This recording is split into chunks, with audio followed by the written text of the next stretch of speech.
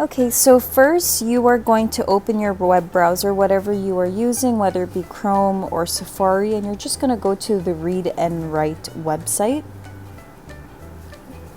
As you can see, you can get a free premium subscription to Read and Write. If you click on the first link, you're going to create an account, click sign up, and then you are going to enter your email address, create a password, and just follow the instructions.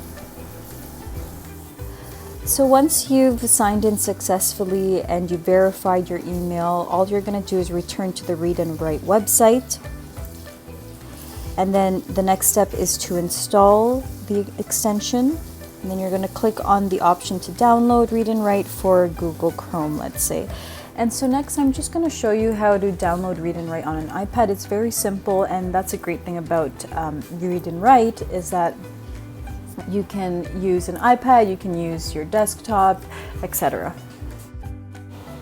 So on an iPad, let's just begin by downloading Read and Write onto the iPad. So you're going to open the App Store, and in the search bar at the top of the screen, you're going to type Read and Write. So you should see Read and Write for iPad appear in the search results. Then you're going to tap Get or download the icon.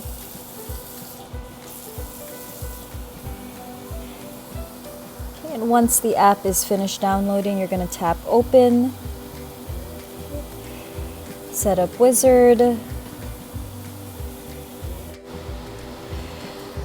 So if this is your first time using Read and Write, of course you'll need to create an account.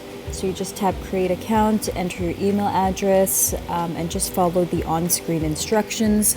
But if you already have an account, which I do, all you're going to do is tap Sign In, enter your email address and password. So I'm just going to do that right now. So all you have to do is you can sign in with your Google account.